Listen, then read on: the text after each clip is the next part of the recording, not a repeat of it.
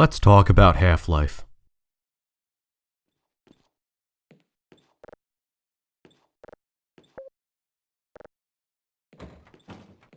Greetings! My God, what are you doing? I realize Valve's first-person shooter, Half-Life, is one of the most critically acclaimed games of all time, and most PC gamers worth a damn will have already played through it at least once. So, why the hell am I reviewing this game if it's already been done 1.5 million times? Well, the first reason would be that I don't want to be known as someone who only does obscure games when I do start focusing heavily on obscure games, and you can't get much more mainstream than Half-Life. I also figure a take on Half-Life by someone who's not a Zoomer, but was born during the last generation that can sit through 40-hour RPGs will be either refreshing or infuriating, depending on who you are. Honestly, I'm happy with either reaction. All press is good press. I guess that brings me to the warning. I have very little patience for dated or infuriating mechanics, but will give credit where credit is due. These videos are for a current year audience, so I'll be aggressively nitpicking games no matter how old or sacred they are. Half-Life runs on the Gold Source engine, which was a heavily modified version of the Quake engine used in games like, Quake. There's actually a port of Half-Life using the Source engine, which is the engine that Valve games Half-Life 2 and onward used. But I'm not going to talk about that version, just the original, because Half-Life Source is buggy enough to make Todd Howard blush. Trust me, all this dry technical speak regarding the engine is gonna factor into my next point, which is the intro to the game. Half-Life was released the same year I was born, 1998.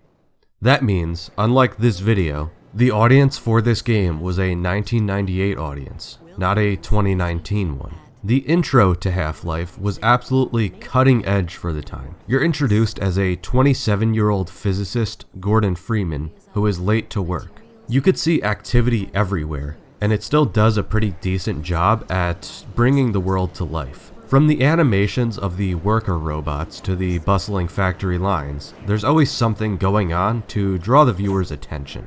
People back then must have shit enough bricks to build an apartment complex after seeing this, because other shooters at the time were composed of relatively static environments with very little, if any, motion in the background. A modern audience would think, oh, how adorable, they tried to be cinematic. But I will give the game this. I'd say that not a lot of games in general effectively convey the lively atmosphere that Half-Life does, even with far superior assets. I can think of several that match or even surpass Half-Life in this department, but overall, I think the way it presents all of its scripted moving parts is ingenious and effective. So while the intro is a bit of a slog, I'd still have to give the game points for presentation on this one. The graphics are very much 1998, but as I've said before, graphics are merely one factor in a game's presentation, and I don't rely too heavily on them to judge the merits of a game itself. I do, however, judge resolution, and this game's resolution holds up very well, and it scales very well, so it is definitely by no means unplayable. You get used to the graphics pretty quickly as well. What helps is that there's an HD pack you can get with your copy of the game on Steam. It's also free, so people like me are definitely drawn to something like that. That's the version you're seeing here. This is a pretty touchy subject for a lot of people though, but I still have that very Zoomer quality of enjoying things that just look objectively shinier. The character models for the scientists and security were updated, even though the scientists and security guards are the same 4 or 5 people, and the weapon models from Blue Shift were added as well. Speaking of the weapon models, that's probably my favorite part of the texture pack. I always disliked using the dinky MP5 in this game, even though it was slightly better looking than whatever that chode-ass submachine gun was in Half-Life 2. So I was pretty happy that they switched it up with the M16. Of course, the only thing that changed about this was the model of the gun. It still fires the same 9mm rounds as the SMG. And yes, I am aware that the M16 does not fire 9mm rounds. But I honestly think that being able to hold a big, meaty assault rifle with both hands is good enough for me though. Actually, no. I wasn't completely honest with that last sentence because the combat in this game definitely is not good enough for me. It sucks 31 flavors of ass. Askin Robbins. My god, it's not criticized nearly as much as it should be. Valve apparently had all their legendary programmers working on the amazing set pieces, the flow of the levels, the puzzles, and the narrative. Evidently, they just let the accounting department design the combat. Where to begin? The combat against the aliens is competent enough, if a bit lackluster. Their moves are well telegraphed and they don't use hit scan bullshit. They also only take a few shots to kill and are generally a fair challenge. The shit really starts to storm the gates when you fight human enemies.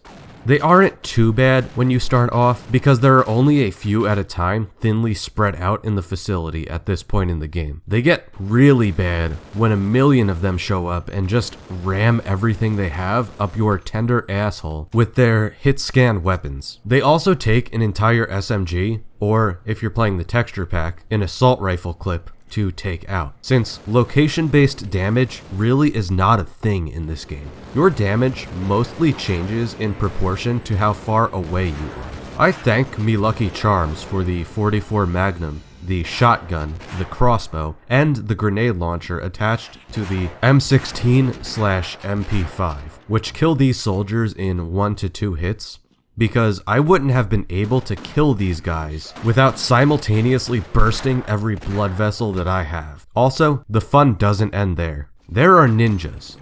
Yes, you heard that right. Fucking ninjas. They aren't that much more annoying than the soldiers, but they are a hell of a lot faster. But this pure ecstasy doesn't end there either. Worse than soldiers and even ninjas are the aliens that have cannons that launch bees out of their arms. Yes, bee cannons. At least with the soldiers, you can take cover and pop in and out and flank them, but these fuckhammers are a special kind of bullshit because these bees angle themselves to hit you when you're behind cover. If that sounds infuriating, that's because it is. Alright, I'm done ranting about the combat, but don't worry, I've got plenty of anger in me for this video. But let's cool down and talk about what's great in this amazing game. Back to the narrative and presentation. After you finish the intro, you conduct a science experiment that goes horribly wrong and results in what is called a resonance cascade. I have no idea what this is. What I do know is that the first batch of aliens show up in the facility shortly after this resonance cascade. Around here is where I need to mention that the game never pulls away from first-person mode and never takes control away from the player. That's what was innovative about this game and what makes it incredibly influential. It's very immersive. Other games of the time used FMV or CGI sequences to drive the story forward. Anyway, the resonance cascade happens, and you end up escaping the test chamber. You start out with no weapons, dodging the exploding set pieces, and running away from aliens and zombies that these same aliens, coupled with. I'd say it kind of has an Outlast vibe to it, but you get a gun fairly quickly. So it's kind of like Die Hard, where you start off unarmed and have to escape a building, and eventually end up getting a gun and defeating whatever is invading that building. However, it is more action-packed than Die Hard, so I guess it's kind of like Die Hard 4. Wait, did I mention exploding set pieces earlier? Yeah, this is something else I'd like to bitch about. Not just exploding set pieces, but the set pieces in general. They can kill you very easily, sometimes completely out of the blue and without warning. It really adds a trial and error mechanic to the gameplay that I really dislike. For example, there's one section with a pipe where you can die easily if you don't know where to land, because the fall damage in this game is just obscene. Falling like 3 feet means you lose 75% of your health. Fall damage is really an issue in a lot of games because it's rarely implemented properly. It's either so minor that it doesn't really matter, or tripping on your shoelaces takes off large chunks of your health. But I digress. If you fall on the table in this pipe, you'll be fine and will be greeted with health kits on that same table. However, if you fall anywhere else, you die. It really breaks immersion. Continuing on with the progression of the game, you eventually get a gun and have a pretty decent time shooting basic aliens. Throughout this part of the game, you'll be journeying through the facility, fighting aliens and the occasional pack of soldiers. And I say journeying, because it really does feel like a journey through a logically connected environment, unlike the disjointed levels of shooters at the time. Around the halfway point is when the combat starts to get irritating, as it's when you reach the surface and have to fight wave after wave of soldiers. Their AI are pretty dumb, but they're so relentless that you won't have much of an opportunity to exploit it in more intense sections.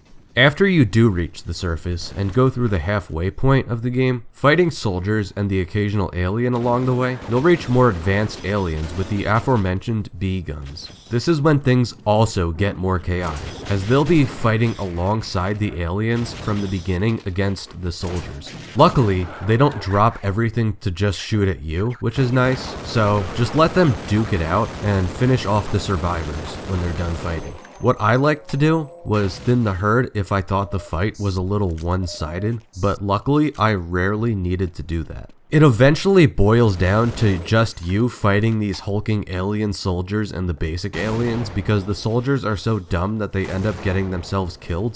This is probably the second hardest part of the game. I'd also like to bring up one specific area, the Lambda Core. It's fairly tedious. You end up going to these pumps and turning on the water so the core doesn't overheat, then you ride the water up to the lowest ladder and make progress. Or, at least in theory, you do that. There's a glitch where the water doesn't always rise to the top, so you can't get the ladder that leads to this little known area known as the rest of the fucking game. I read somewhere that this was a glitch, but I didn't feel like finding an actual solution to get the water up, so I just no-clipped up to the ladder.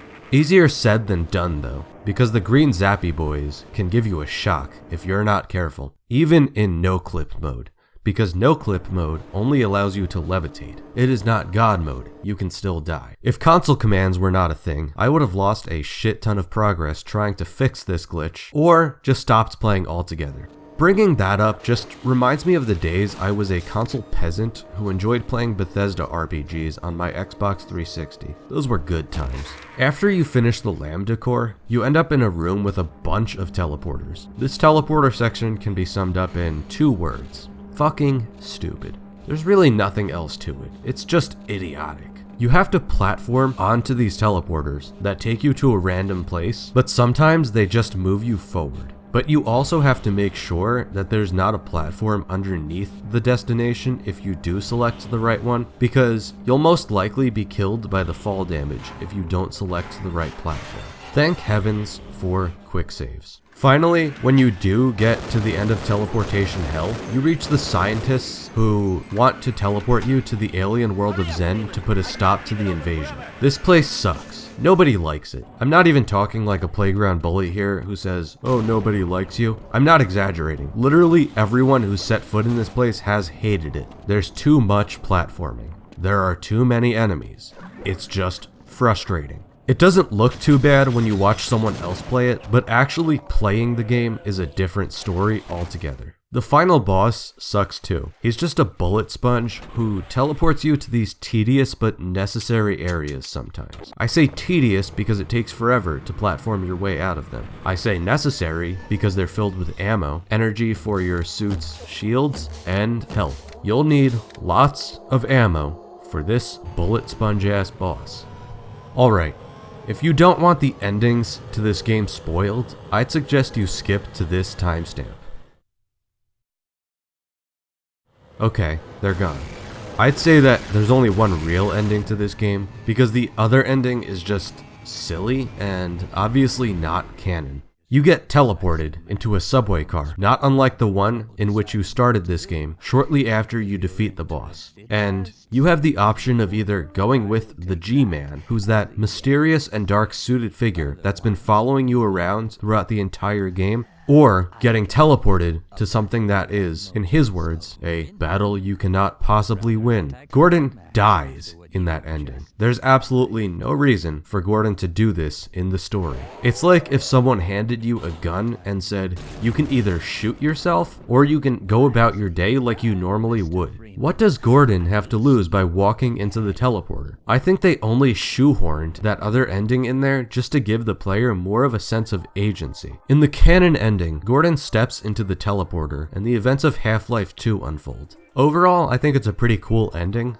especially when you consider the fact that it led to the events of Half-Life 2, which is a game that I and many others absolutely adore. Okay, so now that we got the ending out of the way, let's draw some conclusions about whether everyone, even a younger gamer who is more accustomed to games with more quality of life features, should play Half-Life today. I would say that the answer is actually yes. Everyone should play Half-Life. There is a big asterisk by this recommendation though. The game does show its age. If you don't think you're ready for it, start with Half-Life 2. You might not know what's going on in the beginning, but that game really brings you up to speed very quickly. A lot of mainstream game developers can really learn something from Half-Life as well. First of all, it really does have a lot of content and an active modding scene that piles countless hours of content on top of an already packed game. More modern mainstream game developers would do well to remember that a dedicated fanbase is one of the most valuable assets a game can have, as Valve had pretty much built a large chunk of their empire atop the Half-Life modding scene. Games such as Counter-Strike, Team Fortress, and the less popular Day of Defeat started out as Half-Life mods. And just look at how popular Counter-Strike Global Offensive and Team Fortress 2 are today. For free-to-play games, they really rake in the dough. Half-Life also had 2 expansions that I'll eventually cover, one called Opposing Force and another called Blue Shift. These bad boys will give you a good 8 hours of content altogether. Although Blue Shift is just more Half-Life with a different protagonist, Barney Calhoun, who shows up as a main character in Half-Life 2, Opposing Force meaningfully changes up the gameplay and is worth playing as well. Second, the way it all comes together. Half-Life is a classic example of a game being more than the sum of its parts. Sure, it has great set pieces and a compelling narrative, lots of games have that. But the way they put it together gives it such a special feeling that games with intricate action set pieces and superb narrative fail to convey. Half-Life is not simply a collection of cool shit that developers did. It's a full immersive experience, despite its faults. And that's honestly why it stood the test of time and even surpasses many games made today. Alright, that's it for this week. Tune in next time where I tackle issues such as gentrification. This is CreamyClaws, signing off.